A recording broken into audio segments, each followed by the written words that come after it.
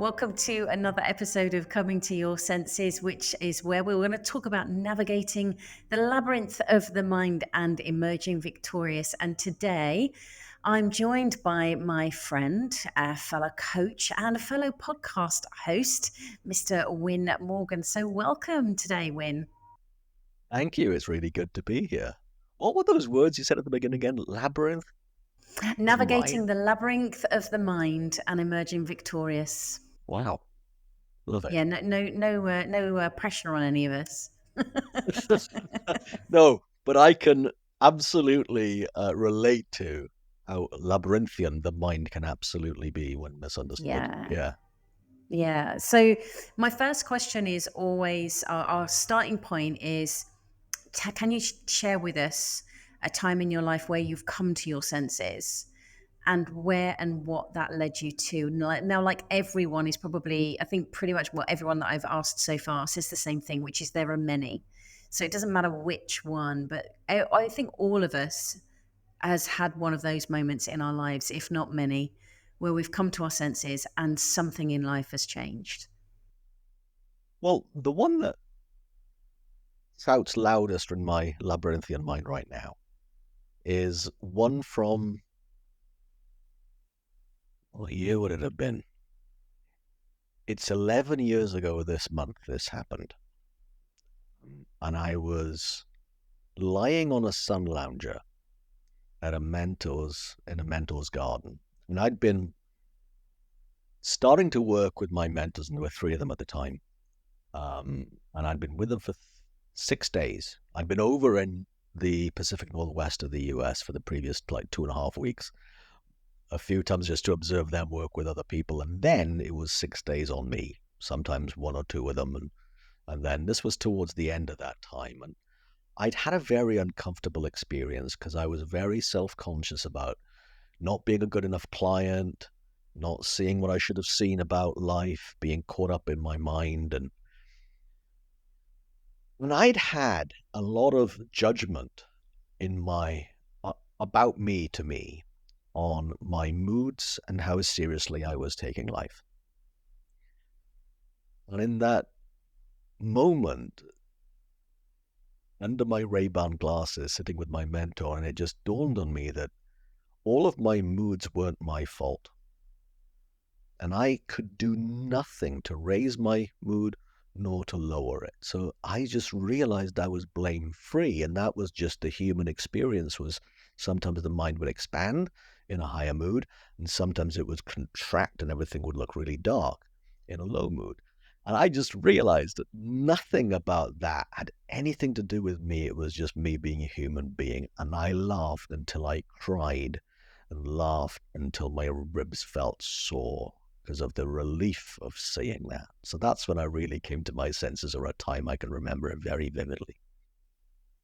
And what did that lead you to having that clarity, that insight?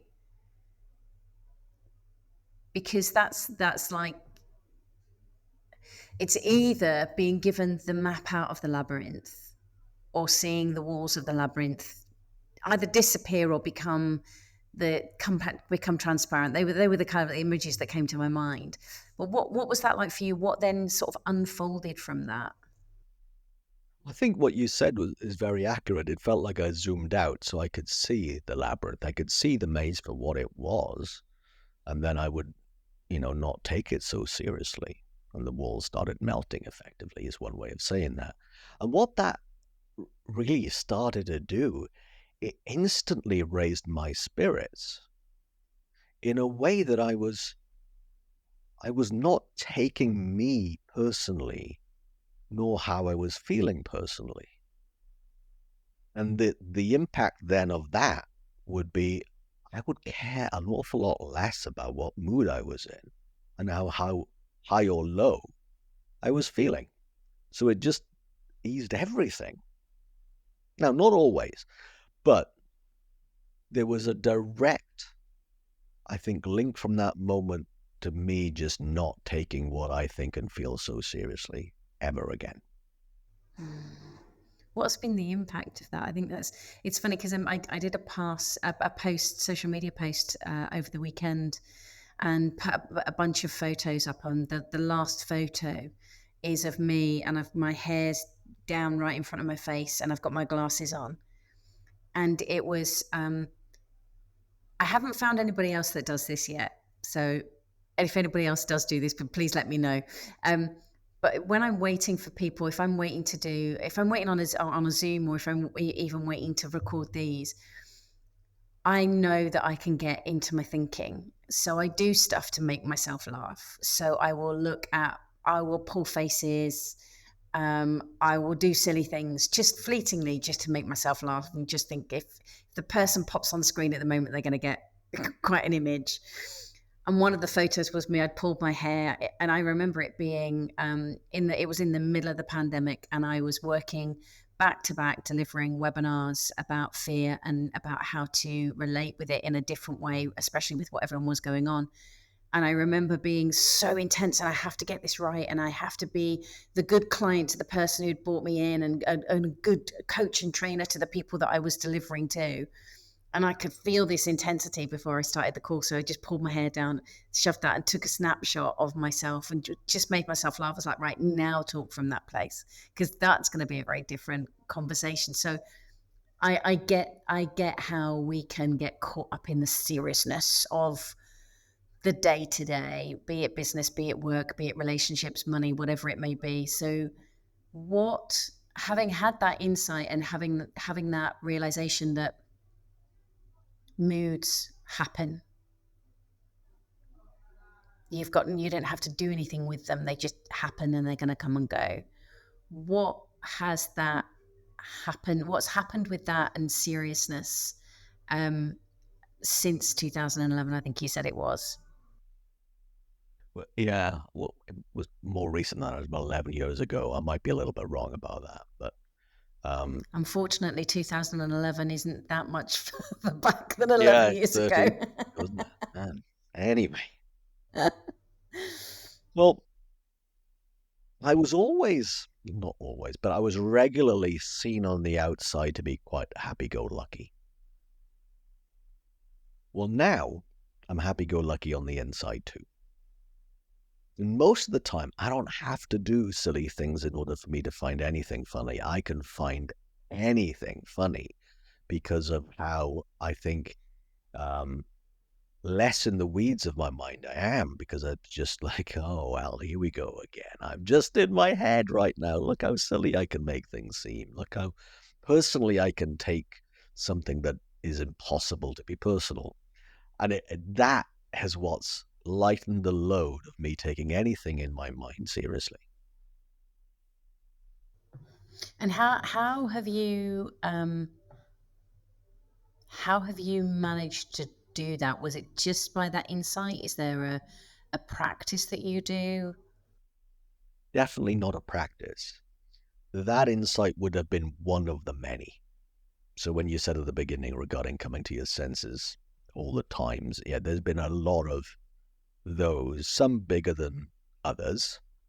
The one that I mentioned was one that I can vividly remember. Lots of smaller ones, and probably lots that I didn't even know had happened. A lot of other insights that are just like, oh, when did I not? When did I stop being afraid of myself? When did I stop being insecure around these people? And just that kind of realization is like, wait, I'm different.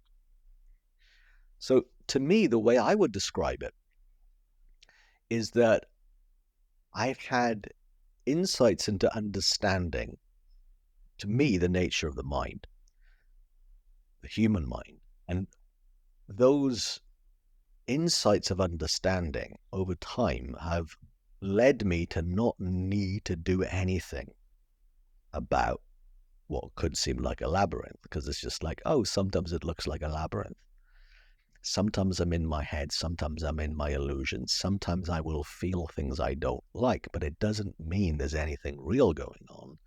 It's an indicator I've just got a very vivid imagination right now, full stop, nothing else.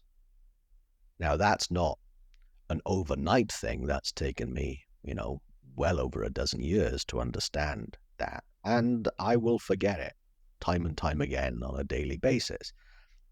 but there's still this underlying resonance that when I'm feeling insecure, low, that all that's going on is that I've got stuff in my head that isn't real. That's it. Mhm.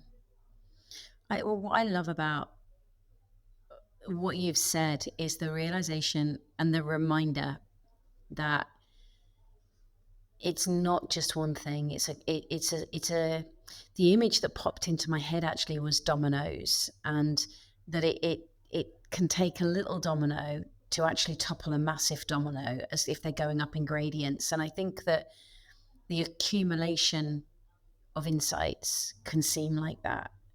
And interesting enough, I've had a couple of experiences recently where I've sort of gone, similar to you, how am I not insecure about this? Because I would have been freaking out a few years ago. What's changed? But not having done anything specifically to deal with that issue, as it were. It's just different. What I would love to know is, what do you notice are the commonalities with the many humans that you work with? I don't know if you work with animals as well, but the humans that you work with, what are the commonalities and where people get really caught up in that labyrinth? And not only that they perceive that it exists, but the walls are extremely high and barbed, and there is no route to the center, let alone out again.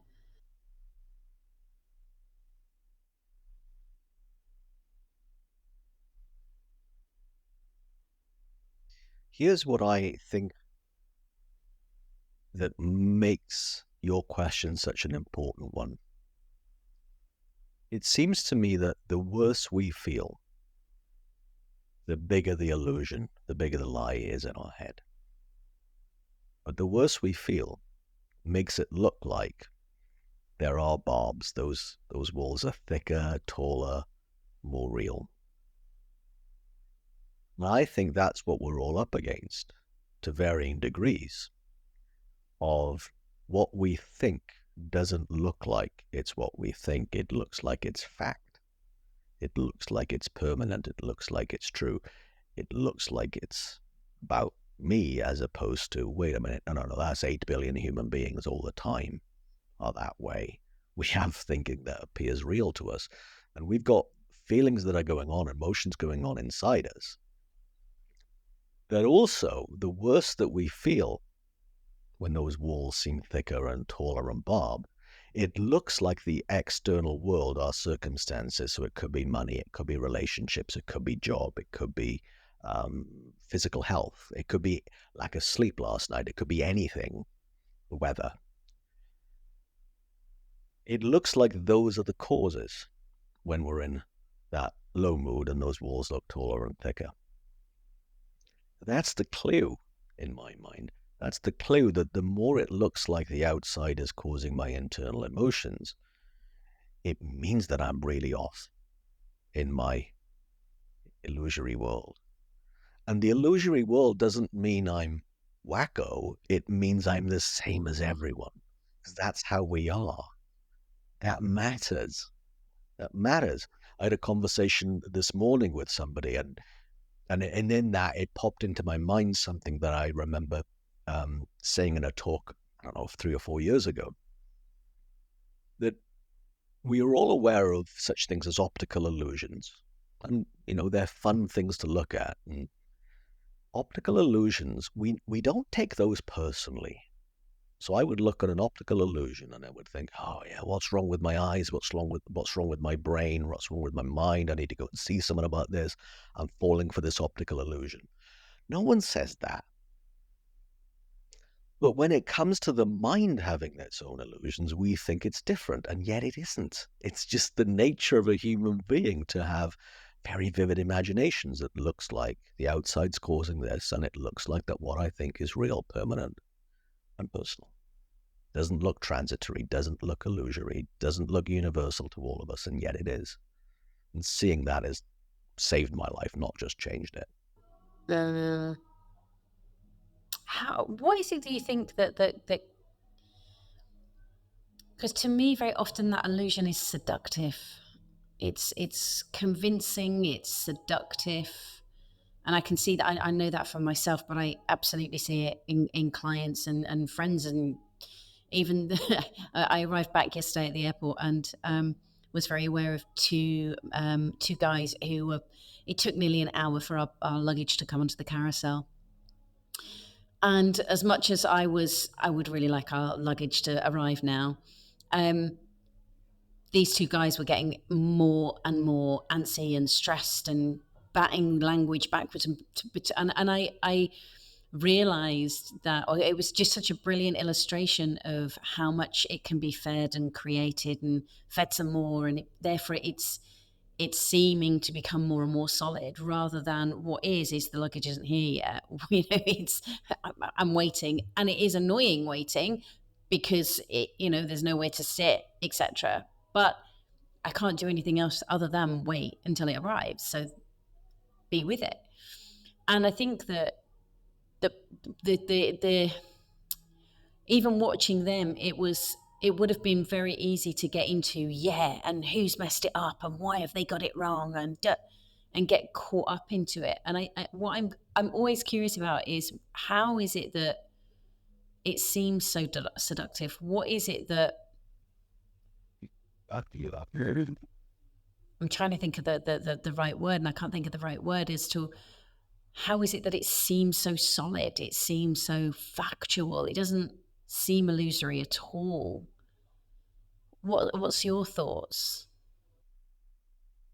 I don't really know, but here's my best guess today as we sit here. Back in around, I don't know, 2015 or 2016, there was a book came out called Sapiens by Yuval Noah Harari. And I saw it in, like, so many people were talking to me about this book. Oh, you'd love to read this, Wyn. And I saw it in the airport in Chicago, O'Hare Airport. I was there, and actually I'd been in Chicago for a bit with work, and I was flying to, I think, California.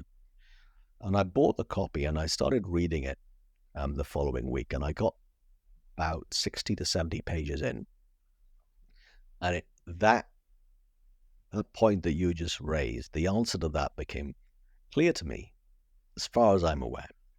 So apparently, us as Homo sapiens, one reason why we were able to survive as two-legged apes compared to the others that didn't make it through all the past few 100,000 years, and more recently the most recent ice age, when some of our nearest kind of like cousins as two-legged bipeds, two-legged is biped, but apes who were walking on two legs, has been our ability to innovate. In other words, to imagine, having an idea out of the blue and then make it happen. Apparently, Neanderthals couldn't do that, as far as we're aware, according to the experts. And also, what we're able to do is, the way that we would collaborate is that we would tell each other stories and believe them. So we would collaborate as groups and teams and everything in order to survive and hunt in packs, to collaborate and generate ideas together, to communal shelters, that we know when we actually work together, we can achieve more. But also, sometimes it takes a story or a myth or a legend in order for us to comply and to work together. Now, that blew my mind, those two things, is that we can have a fresh thought out of the blue and then make it happen. And we are storytellers and story believers in our nature, in our deepest biology. And that to me is just like, wait a minute, that is what's made us survive and thrive as a species. And here we all are in the relative comfort of the 21st century, still falling for the same old trick that if I have something, that if I take something from you, I'll feel better. Or if I have more, then I will feel better. Or if my circumstances are a certain way, then I will feel better, do better. That will be my definition of success.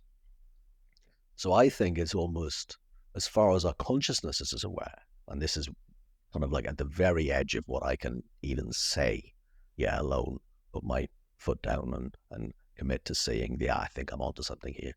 This is at the very edge of what I can understand. It seems to me that given the current state of our collective consciousness as a species, that we are that way.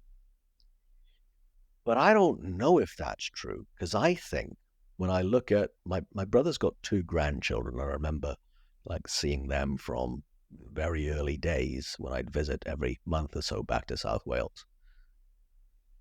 And I'd see them never take their feelings seriously until they got to a certain age of 5, 6, 7, and all of a sudden they had these other stories about how they should feel and shouldn't feel. But I'd see them come out of their mother's car, crying and laughing at the same time and having nothing on it.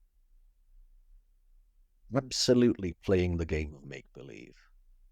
Like playing hotels, which is a game I never understand, but they love playing hotels when I go visit, and I don't understand what it is. They just turn the lights off and on and go, morning, good night, and okay, what's for breakfast? And all. It's like, I don't get it, but I'll go with it because I just love watching them laughing the way that you're laughing right now.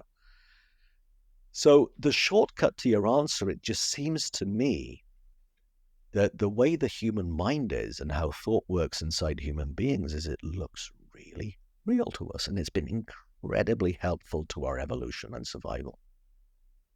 And my wish is that at some point in the not too distant future, that we realize that it's all the myth and we can all navigate that labyrinth and come out as winners because we see it for what it is, as opposed to under its illusion. We can take it for what it is and therefore think far more collaboratively without win-lose, but win-win for all of us in a way that is sustainable. And that is sustainable not just for human beings, but sustainable for the entire planet and everything that's in it. That's my wish. It's idealistic, and I never want to compromise on being an idealist when it comes to that. That's beautiful. I think that very often we get caught up in the world of right, wrong, good, bad. And I think that when we hear conversations about, or it can be heard that a conversation about the imagination and storytelling is what's created the level of insanity as well as our evolution to where we are right now. But we're so hooked up into it that it can become a very much, we'll get rid of that then, and then we'll be conscious and aware and we'll be great. And it's like, it's not an either or, because I think that going to your nephews, that to me, it seems that we're naturally born that way, to have that level of imagination that gives us the opportunity for curiosity and exploration and explanation to things. But it's when we so buy into that at some time before the age of 7 that we're like, yep, that's fact, that's who I am, that identity, that's where it gets screwed over. And I love that, having that ideal of, I know it's not a word that you've used, but to me, I'm hearing freedom, of being not caught up in that. I'm in. I'm in for that. I'm down with that movement. That sounds like a good one to be part of. What I love about these conversations with the amazing people that I get to speak with is that it shows that there are so many different ways to access. I'll stick with the word freedom because I think it's a way of accessing it. There's different entry points to it. I'm curious about what took you, if we go back pre 2011, what took you to that journey that you've been on? What sparked that? There's got to be something else. There's got to be something more. Well, I think the short answer to that was being frequently very unhappy and depressed. Um, in my mid-30s, which is a while ago now, in my mid-30s, I had a proper kind of breakdown. Um, and that's when I mean, I'd had therapy before, but I was doing it quietly and not via my doctor because I didn't want it to be on my records because of an awful lot of shame I was having around it. But when my mid-30s came, I couldn't escape it because it was noteworthy at work and in all parts of my life. It was, the worst I'd felt, and for the longest. But it was familiar that I'd be feeling at best self-conscious and at worst depressed. So I knew that there was something for me to figure out, but I guess my underlying question was, how do I feel better? How do I go about feeling better being me, given the fact I can't be anyone else? So I would read a lot and I would analyze a lot. And I didn't realize at the time that my analysis was my enemy. Because all it was doing was it was making me think more about my plight, in inverted commas, in air quotes. And the more I thought about it, the more real that started to look. Of course, well, it would, because it became very familiar. Um, so I was looking, and then I started, fumbling around with NLP and various things and my work, and then I stumbled across something else that helped me understand a bit more about thought, a bit more about the mind, a bit more about consciousness, and And while I didn't understand it for a long time, I knew there was something there. I kept coming back and I kept being curious. And in spite of myself, I had an open mind because I didn't think I did. I was thinking really hard. Sometimes when I wasn't thinking so hard, new things would kind of like get through. So over time, I started having these small insights and then they became bigger and life changing. I think that what I notice is that we spend such a great deal of time as humans trying to avoid the mud. And so often it's when we're in the mud that because it's so sticky or heavy or dirty or smelly, that's when we're like, no, I've had enough now. I want to get out. And what I love about what you've just said is it rings really true with some of the teachings that I'm learning, which is that I don't always get it, but there's something within me that I know that there's truth within what's being said. And the only thing I can ever equate it to is classical music, which is I can't read music. I don't play a musical instrument. I couldn't tell you whether it was Rachmaninoff or Beethoven or Mozart. I just know that I like that piece of music and I know that it touches me in a way that either brings me joy or calm or something. I can have a connection. And I think that so often when we're in the mud, however that might be showing up for us, I think that there's many of us that have experienced, and I very much appreciate. I've had a conversation with a colleague this morning about male mental health and the lack of communication and the lack of big conversation about it and how much it's needed. So I really appreciate you sharing both the shame that you had about going and getting help, but also the fact that you're sharing it now shows that that shame's no longer there. And I think that we all have those moments of getting in that quagmire, in that mud, and just not knowing if there's a way out or how to get out or where to start. And I think that my personal view is there is no right way to start. It's just go with whatever that inkling, that curiosity is first. It may not be the thing that you stick with, but you keep that curiosity. It's going to lead you somewhere. What for you? This is a really interesting question that's come to mind, and I'm going to go with it because I have no idea the context of why it's coming to my mind. But the word that's coming to my mind is treasures. What are the treasures for you on this journey? I don't know why that question's there. That's beautiful. What are the treasures on this journey?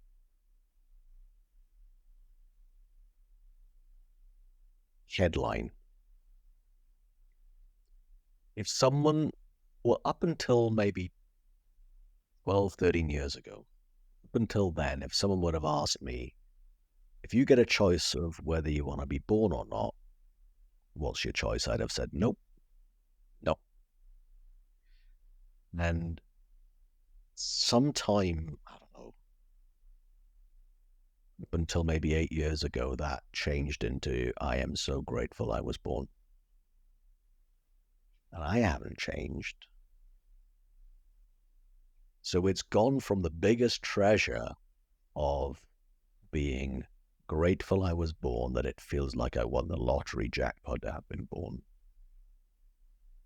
That's a huge treasure. One of the insights along the way that helped me realize that treasure was there was not taking anything, not even alcohol, right, when this conversation happened. So a quick story from, it's coming up to 10 years ago, this one. And I was in the state of Minnesota at a conference, just south of Minneapolis, St. Paul. And I think it was a 4-day conference. And on the third day, waiting for the breakout sessions in the afternoon. And I was leaning up against the wall, waiting for them to open the breakout rooms. And I noticed there was this barrier on the mezzanine floor that would stop people falling over onto the ground floor where the reception area was. Because we were on the mezzanine level. And I was just staring at the glass panels of this barrier. And this, thought came into my head, a nice random thought came into my head about knowing at a subatomic particle level, I am no different than that pane of glass in my matter. What I'm made of and what that pane of glass is made of is no different at the subatomic level.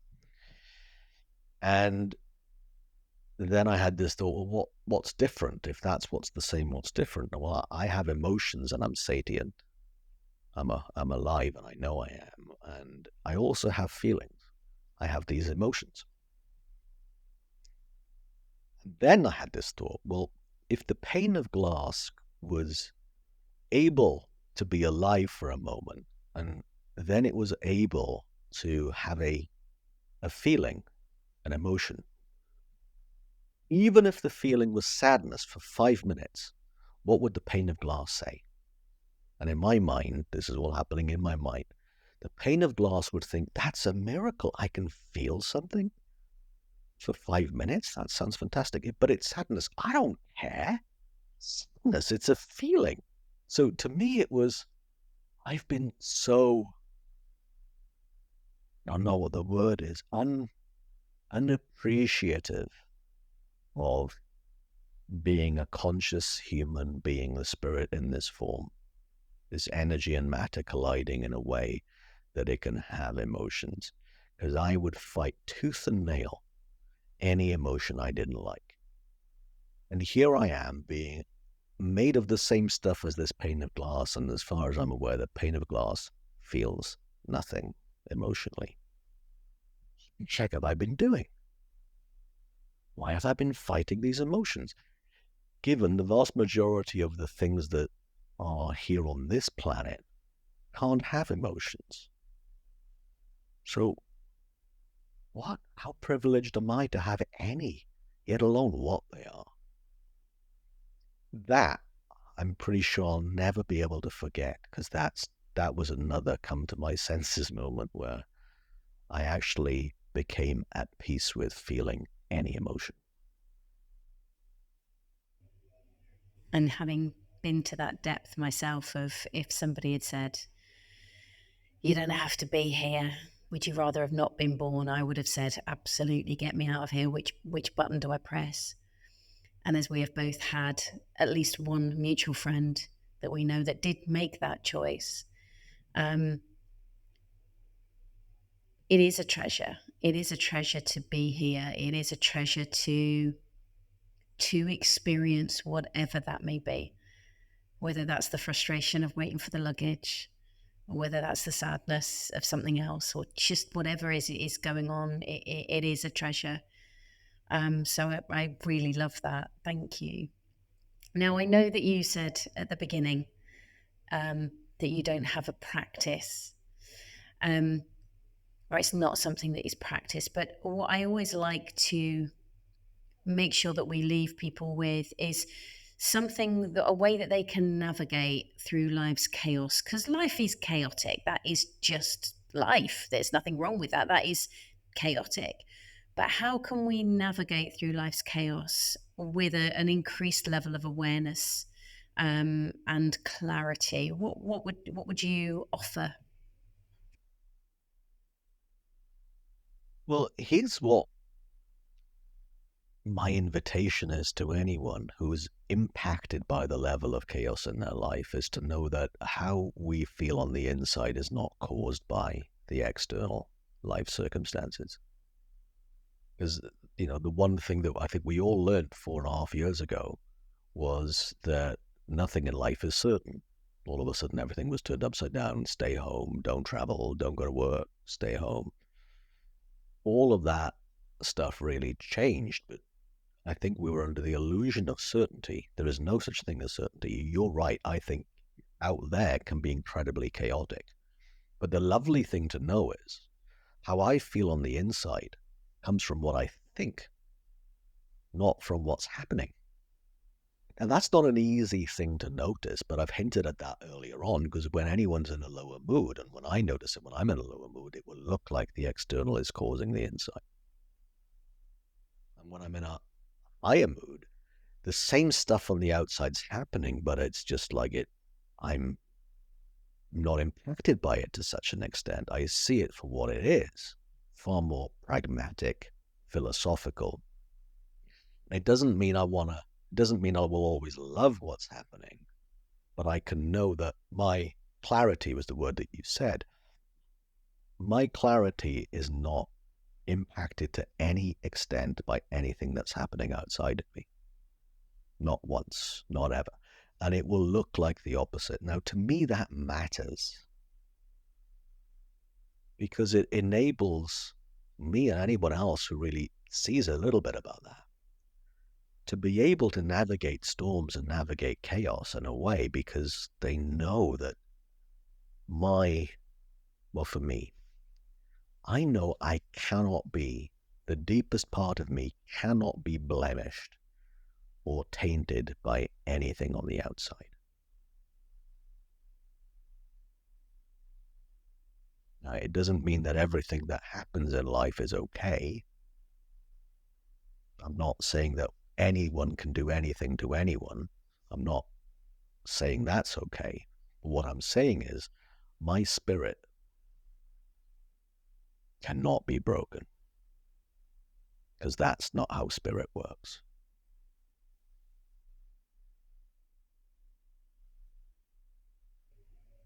I love that. Thank you. I think that's such a beautiful reminder for those who have seen it before or heard it before, but also, as you put it, an invitation, because I don't think that that's exclusive to you. And I'm pretty sure you don't think it's exclusive to me. Um, That's it's 8 billion of us accessible. right now. Yeah. And I love that. I love that, Wyn. Thank you so much. Thank you for sharing your insights and your story and how you're experiencing the world these days. It's a privilege to have this time with you. And I look forward to us catching up again on another episode of Coming to Your Senses. So thank you. Thank you, Jules. Lovely to be here.